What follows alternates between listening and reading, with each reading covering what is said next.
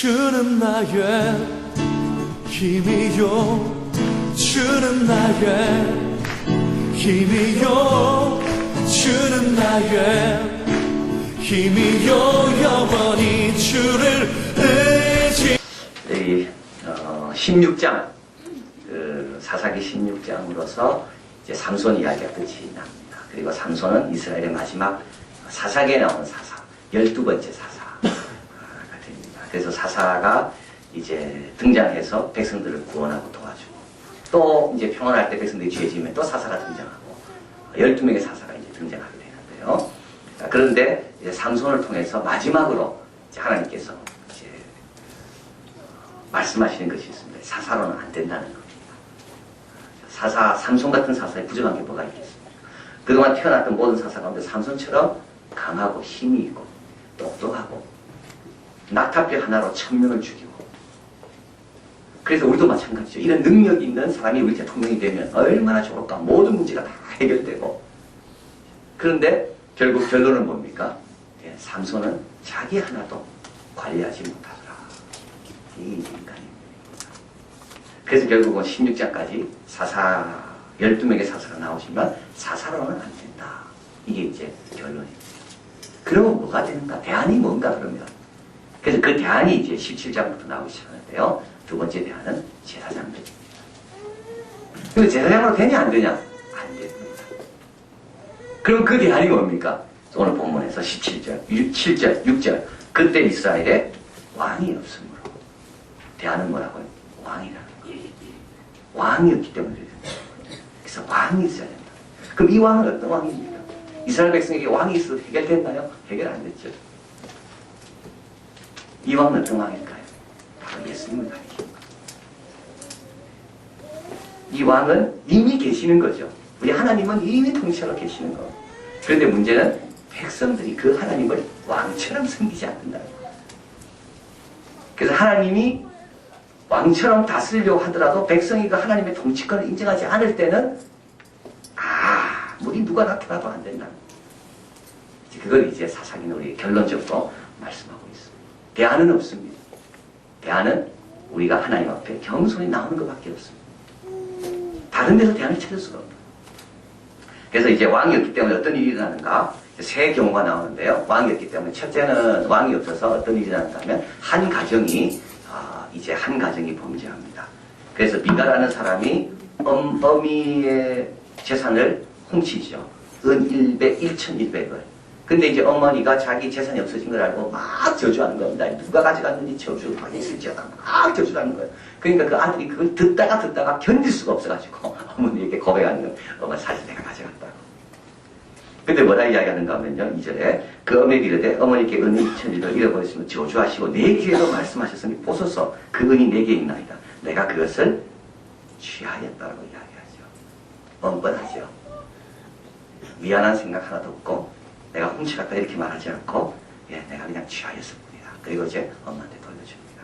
그 엄마가 돌려받으니까 어떻게 되겠습니까? 저주가 그 아이한테 임하면 안 될 거 아니겠습니까? 자기 아들인데 아무래도. 그래서 엄마가 다시 그 아이에게 복을 빌어주는 겁니다. 그 저주가 임하지 못하도록. 그리고 이제 어미는 이렇게 이야기하죠.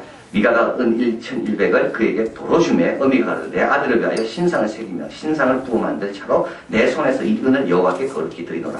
그러므로 내가 이제 이 은을 내게로 도로 돌리라 하면서 4장의 4절에 가보니까 미가가 그 은을 어미에게 도로 주었을 때 어미가 그 은 중에 얼마요? 전체를 주지 않죠.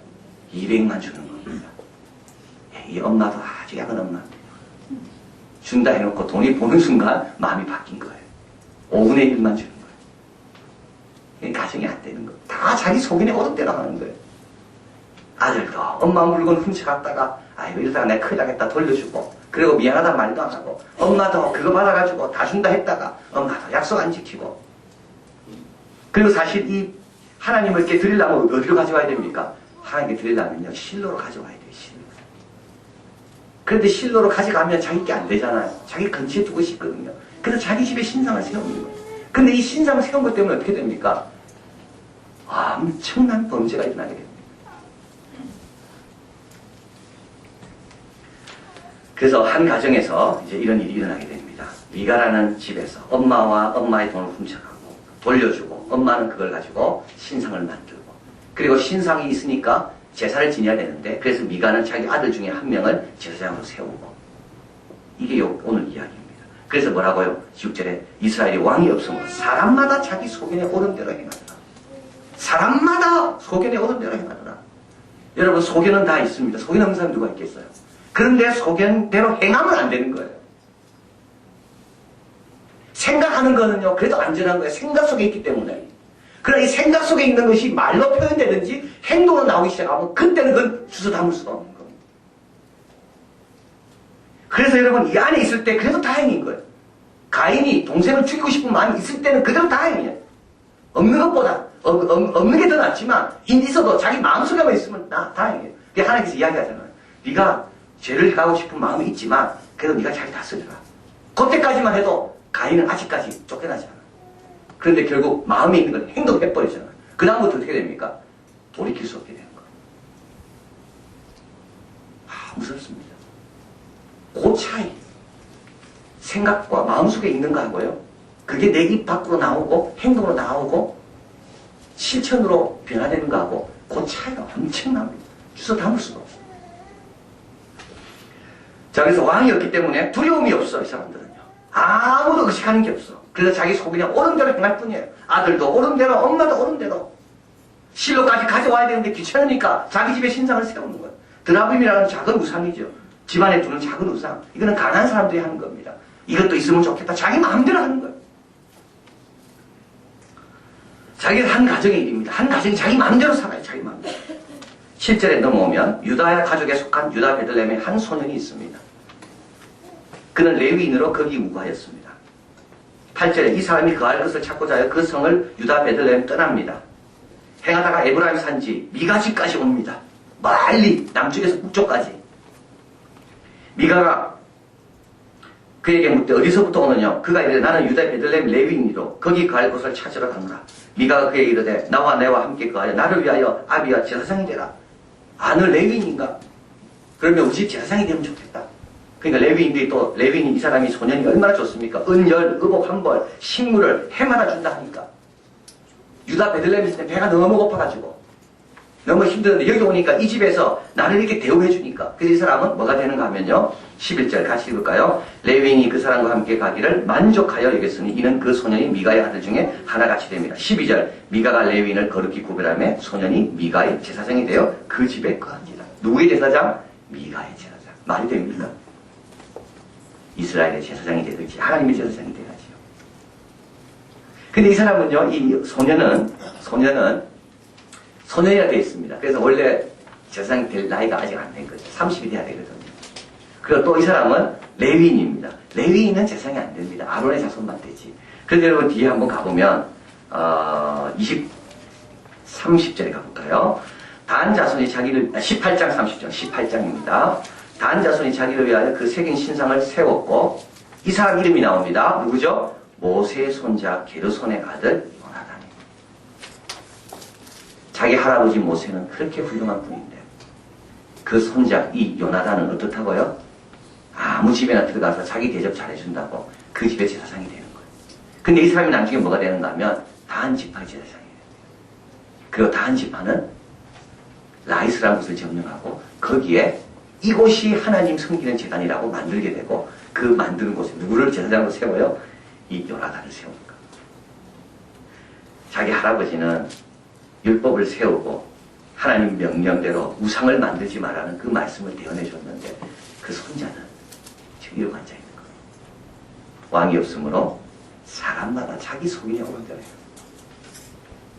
자, 그래서 이제 이 구절을 가리켜서 사람들은 이 17장, 18장이 배경이 언제냐 하면 삼손 다음이 아니라 삼손 그 이후가 아니라 3장, 그러니까 각 지파들이 땅을 얻어서 흩어지기 시작할 그때, 그래서 가나안 땅에 들어와서 100년이 되지 않았을 때, 그러니까 여호수아가 죽고 난 다음에 얼마 되지 않는 그 시점 배경이다. 그래서 모세의 손자가 살아있는 거죠. 안 그러면 삼손 그 다음이면 한참 뒤입니다. 그래서 이제 이 사사기를 기록하는 역사작 아닙니까? 이들이 예루살렘 회파되고 바벨론 포로로 끌려가서 우리가 왜 끌려갔는가? 그걸 역사를 적는데 역사를 적다가 사사기를 적게 되는 거죠. 그 사사기를 적으면서 그들이 이제 우리가 왕이 없으므로 왕처럼 하나님을 섬기지 못해서 이런 어려움을 당한다. 그 역사를 반추하면서 이 내용이 나오는 겁니다. 자, 그래서 뭐가 가정이 무너졌고 가정이 자기 마음대로 합니다. 하나님 두려워함 없이. 그리고 제사장도 하나님 두려워함 없이 자기 마음대로 살아갑니다. 그러니까 이 제사장이 대안이 될 수가 없다. 그것을 이야기하는 거죠. 18장에 넘어옵니다. 같이 있습니다. 그때 이스라엘에 왕이 없었고 단 지파는 이때 거할 기업의 땅을 구하는 중이었으니 이는 그들이 이스라엘 지파 중에 이때까지 기업의 땅 분배함을 얻지 못한지라. 그래서 다른 지파는 다 올라가서 싸웁니다. 그런데 단 지파는 싸우려 하다가 그 거하는 부족이 너무 강한 거예요. 그래서 단 지파는 쫓겨가지고 어디까지 가는가 하면 이까지 오는 겁니다. 그래서 7절에 이에 5사람이 떠나 라이스에 이르러 거기 있는 백성을 본즉 염려 없이 거하고 시돈 사람같이 한가하고 평안하니 그 땅에는 권세 잡은 자가 없어서 무슨 일이든지 괴롭게 함이 없고 시돈 사람과 상가가 멀며 아무 사람과도 상종치 아니하는 아주 평온하게 유토피아처럼 아름답게 살고 있는 마을을 발견합니다. 그래서 600명이 데리고 와서 그 사람들 다 죽이고 그 라이스라는 이름을 단으로 바꾸게 됩니다. 그리고 이제 그 와중에 미가의 집에 들리죠. 미가의 집에 들려서 미가의 제사장을 데리고 미가가 세워놓은 신상을 다 들고 어디로 가요? 단으로 옮겨가는 거예요. 24절, 18장 24절 가볼까요? 이때 미가가 가릅니다. 미가가 가서 나의 지은 신들과 제사장을 취하여 갔으니 내게 오여 있는 것이 무엇이냐? 너희가 어찌하여 나더러 무슨 일이냐? 25절 같이 있습니다. 다한 자손이 그에게 이르되 내 목소리를 우리에게 들리게 말라. 노한 자들이 너를 쳐서 내 생명과 내 가족의 생명을 잃게 할까 하노라 하고 다한 자손이 자기 길을 행한지라. 미가가 다한 자손이 자기보다 강한 것을 보고 돌이켜 집으로 돌아갔더라. 미가는 다 빼앗기게 됩니다. 근데 이게 빼앗긴 것만 끝나지 않아요. 빼앗긴 것만 끝나지 않아요. 그게 죄의 시가 되고 죄의 뿌리가 되는 거예요. 27절 가볼까요? 다한 자손이 미가의 지은 것과 그 제사장을 취하여 라이스에 이르러 한가하고 평안한 백성을 만나 칼날로 그들을 치며 불로 그 성읍을 사르되 28절 그들을 구원할 자가 없으니 그 성읍 베르흐 가까운 골짜기에서 시돈과 상구가 멀고 상종한 사람도 없음이었더라.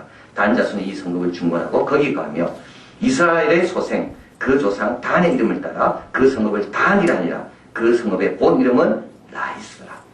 30절에 다한 자손이 자기를 위하여 새긴 신상을 세웠으니 이 신상은 누구 거였죠? 어느 집에 있던 거죠? 미가 집에 있는 거였죠. 한 가정이 죄를 지었는데요. 이까지 이어지는 겁니다. 죄가. 그래가지고 그 집에 있는 신상을 거기 세우는 겁니다. 그리고 그 미가 집에 있던 제사장을 데리고 오는 거죠. 그 제사장 이름이 이제 나오는 겁니다. 안 밝히려고 했어요. 왜냐하면 모세의 손자이기 때문에. 모세가 너무 모세에 대해서 미안하기 때문에. 그런데 할 수 없이 마지막에 밝힐 수밖에 없는 거예요. 그래서 그 배회하면서 출세를 위해서 배회하던 그 하나님이 정해놓은 자리를 떠나가지고 자기 대접해 주는 데 가가지고 그 집에 종처럼 사는 그 제사장이 누구냐고? 모세의 손자라는 거. 모세의 손자 게르손의 아들 요나단과 그 자손은 뭐가 됐습니까? 단 지파의 제사장이 또 얼마나 문제가 많습니까? 이스라엘의 제사장이 돼야 됩니다. 단 지파의 제사장이 된 겁니다. 백성이 사로잡히는 날 이때 언제죠? 바벨론 포로로 끌려갈 때까지 말하는 거예요. 그래서 역사가들이 돌이켜볼 때 야, 우리가 참 이렇게 하나님 앞에 죄지었다. 모세의 손자라는 사람이 이렇게 참 자기 어떤 그런 심지 없이 자기 어떤 그런 그 분명한 정체성 없이 그러니까 뭐가 왕이 없기 때문에 그렇다는 거예요. 다 소변에 오른 대로 행하니까. 사로잡히는 날까지 거기에 있었습니다. 31절 하나님의 집이 실로에 있을 동안에 미가의 지은 바 새긴 신상이 단 자손에 있었다. 하나님의 집은 어디에 있습니까? 실로에 있습니다. 그런데 미가에서 지은 그 집에 세운 그 신상, 그 엄마가 만들어 놓은 그 신상, 그것 때문에 단 지파는 거기에 제단을 만들고 계속 거기에서 사로잡히는 날까지. 그래서 솔로몬 그 다음에 르호보암이 다스리잖아요. 그때 나라가 둘로 갈라지게 됩니다. 여로보암이 북쪽으로 올라가 버리죠. 10지파 함께. 거기에 단에다가 또 금송아지를 세웁니다. 근데 그 단을 그냥 세운 게 아니에요. 왜냐하면 거기 다 제단이 있었거든요. 우리에게 뭘 이야기합니까? 작은 하나의 행동이 나중에 어떤 엄청난 열매, 나쁜 열매를 맺을지 모르는 것. 각자 소견에 옳은 대로 생각하는 건 괜찮지만 옳은 대로 행하다 보면 그것이 나중에 여기 가서는 또 저렇게 변질되고 저기 가서는 더 크게 변질되고 그래야 나중에는 역사에 오랫동안 남는 나쁜 열매를 맺는다. 자, 그래서 어떻게 해야 됩니까? 왕이 없으면 안 되는 겁니다. 왕이 없으면 편할 것 같았는데요. 왕이 없으면 내 마음대로 할 수 있어서 좋을 것 같았는데 결국 나도 희생당하고 나도 피해자고 우리 모두가 피해자다. 자, 그래서 우리도 뭘 결정할 때 왕을 좀 의식해야 되는데 왕이라는 말은 뭡니까? 그분이 절대 명령권자 아닙니까? 절대적인 고난을 받는 분이 그분이죠. 그게 왕이죠. 근데 그분이 절대적인 고난을 내한테 안 가면 그분 내한테 왕 아닙니다. 아무 결정할 때 그분과 의논하지 않고 그분의 기쁨이 뭔가 그분의 뜻이 뭔가 생각지도 않고 내 마음대로 결정하는데 그분이 어떻게 나에게 왕입니까? 내가 왕이지. 그래서 왕은 있어요. 그냥 허수아비처럼 종의 호랑이처럼. 그러나 실제로 결정할 때는 하나님 왕 당신이 그 명령한 겁니까? 당신이 기뻐하시는 일입니까? 저는 이런 생각이 들어요. 왕의 마음을 한 번도 헤아려 본 적이 있을까 우리가? 왕의 마음이 어떤지 한 번이라도 좀 진지하게 한 번 물어본 적이 있는가? 왕이 없으므로 각자 속인에 옳은 대로 행한 거하고 이 사람하고 우리하고 별 차이가 없다. 그런 생각이 들 때가 많이 있어요. 왕은 있어요. 왕은 계셔요. 그러나 나는 그분 왕을 인정을 하지 않아. 그분의 뜻과 생각은 나와 상관이 없어. 나는 내 길대로 그냥 가는 거예요. 그냥 계속. 은 1,100을 하나님께 드린다 해놓고도 마음이 금방금방 바뀌어요. 실로까지 가면 돼. 근데 실로까지 가기 멀고 귀찮으니까 여기서 그냥 하는 거예요. 여러분 대답은 간단합니다. 해결은. 실로까지 갔으면 문제 안 일어나요. 그 은 1,100을 가지고 엄마가 그래 네가 회개하니까 너무 급하다. 내가 하나님께 거룩하게 구별해 드리고 싶다. 실로까지 내가 들고 간다. 그 실로까지 들고 가서 그냥 과감하게 믿음으로 탁 들이고 왔으면 이 미가 가정은요 괜찮아요. 오히려 하나님께서 어떻게 축복하실지 몰라요. 그리고 배하는 사람 미가 집에 와도 이 엄마가 이렇게 이야기했을 거예요. 내가 실로에 은 1,100 갖다 놨으니까 아무 걱정하지 말고 내려가서 너 하나님 잘 섬겨라. 이렇게 복의 근원으로 쓰임 받았을 거예요. 근데 실로는 안 가는 거예요. 이 제사장도 마찬가지예요. 하나님의 실로를 함부로 쉽게 여기고 아무데나 떠나다니는 거예요. 다한지파도 마찬가지죠. 다한지파도 실로에 하나님의 성막이 있는데도 불구하고 실로로 내려가기 귀찮아. 실로 내려갔다가 우리 민족의 어떤 그런 끈끈한 정이 다 이렇게 해지될 것 같아. 그래서 겁나가지고 못 내려가는 거예요. 그리고 어떻게 됩니까? 우상의 진원지가 바로 단이 되는 거예요. 그래서 요한계시록에 보면 단지파는 이름이 없습니다. 요한계시록에 보면 시온산에 12지파가 14만 4천 명이 나오는데 한 지파별로 1200명, 12,000명이 나오죠. 근데 거기 단지파는 안 나와요. 여러분 속인 대로 행하면 안 됩니다. 엄마 속인 대로 행하면요. 아이 속인 대로 행하면 그 양쪽에 속인 대로 행해 보십시오. 가정이 어떻게 되는가. 아버지 속인 대로 한번 행하고 손자 속인 대로 행하고 속인 대로 행하면 안 돼요. 왕이 계셔야 돼요. 왕의 통치를 모두가 받아야 돼요. 왕의 통치를 모두가. 그 엄마부터 부모부터 받아야 돼요. 왕 앞에 겸손히.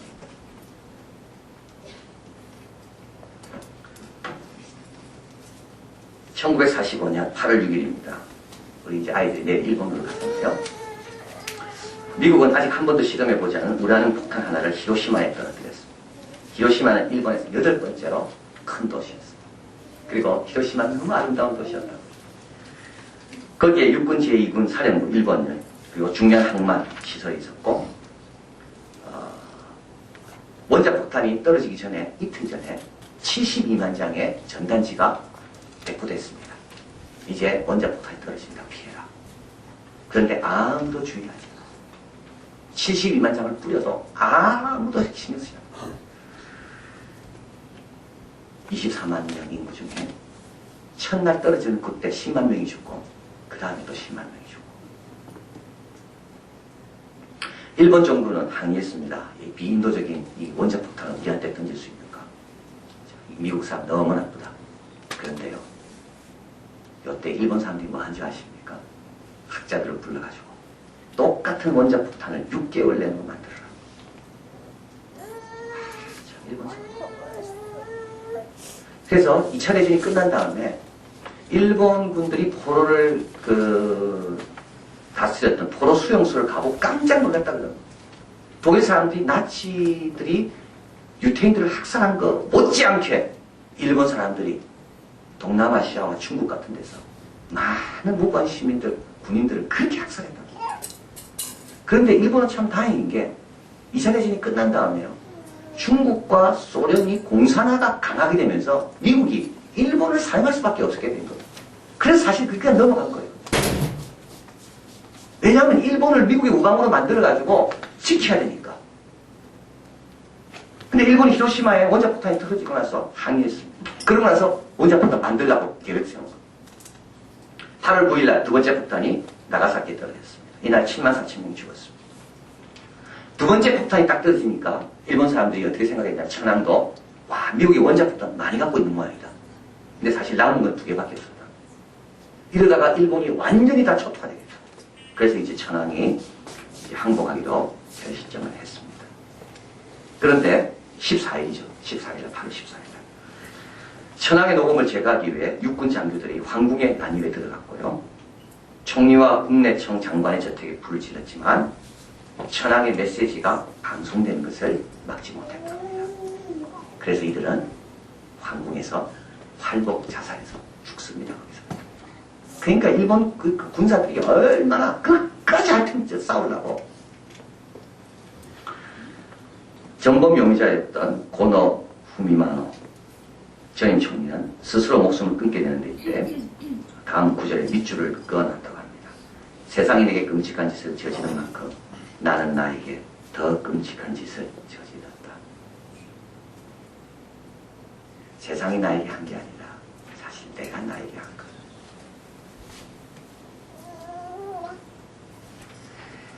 이스라엘 백성 지금 어려운 이유는 외부적 때문에 어려운 게 아니죠.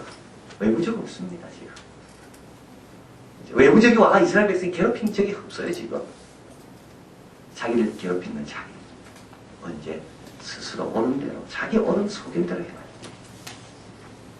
적들이 괴롭히는 게 아니라, 이제 자기 소견대로, 자기 편한 대로, 자기 쉬운 대로, 자기 생각대로 행하는 것이 결국 자기를 망치게 했다.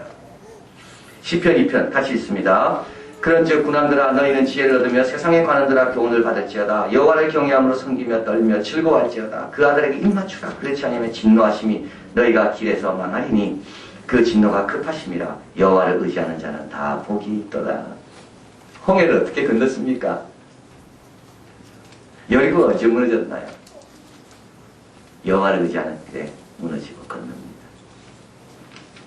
홍해가 문제가 아닙니다. 여리고가 문제가 아닙니다. 이제 홍해가 있기 때문에 이스라엘 백성이 어려운다 하는 게 아니에요. 여호와만 의지하면 홍해 아무것도 아니에요. 여리고 아무것도 아니에요. 홍해 때문에 이스라엘 백성이 어려운 게 아닙니다. 바로 때문에 이스라엘 백성이 어려운 게 아니에요. 자기 소명에 옳은 대로 하려고 하는 그걸 죽지 못했기 때문에 이스라엘 백성이 어려운 거예요. 회개하지 않습니다. 그래서 이제 19장에 가보면요, 더 어려운 일이 일어납니다. 한 여성이 강간을 당해서 죽게 되고 그 여성의 남편이 그 여성의 시신을 12토막을 내서 12지파이로 보내게 되고, 그리고 베냐민 지파를 11지파가 자라와서 완전히 몰살시켜버리는, 각자 소민의 오른쪽에 가요. 점점 무서워집니다. 점점. 잠언 3장 6절 8절. 지난주 제가 설교한 말씀드렸습니다. 범사의 글을 인정하라. 그리하면 내 길을 지도하시리라. 스스로 지혜롭게 여기지 말지어다. 여호와를 경외하며 악에서 떠날지어다. 이것이 내 몸에 양약이 되며 내 골수 윤택하게 하리라. 신명기 17장 18, 20절. 그가 왕위에 오르거든 레위 사람은 제사장 앞에 보관한 이 율법서를 등사하여 평생에 자기 옆에 두고 읽어서 그 하나님 여호와 경외하기를 배우며 이 율법의 모든 말과 규례를 지키게 할 것이다. 그리하면 그의 마음이 형제 위에 교만하지 아니하고 이 명령에서 떠나 자루나 우루나 치우치지 아니하고 이스라엘 중에서 그와 그 자손이 왕위에 있는 날이 장구하리라. 왕이 되더라도 누구 통치받아요? 왕 중에 왕이 하나님 통치받으라는 거. 다른 길은 없습니다. 다른 길은 없습니다. 실로로 가야 됩니다. 실로로 와야 돼요. 그래서 하나님이 실로를 주신 거예요. 그래서 1년에 3번 예루살렘을 향해 올라와야 돼요. 다른 길은 없는 거예요. 하나님이 주신 율법의 책을 등사하여, 이 등사란 말은 카피입니다. 카피. 그래서 신명기란 말은 여기서 온 겁니다. 복사해서 옆에 들고 항상 다른 방법은 없습니다. 그래야지 우리 마음이 평안하지 아니하고 늘 겸손하고 우리가 왕위에 있는 날이 장구하게 된다. 여러분 소변이 오른대로 행하면 안 돼요. 그런 마음 들더라도 가인을 꼭 기억하세요. 미움이 들더라도 그걸 다스려야 돼요. 드는 것까지 하나님이 참아줘요. 악한 생각 드는 것까지 하나님이 참아줘요.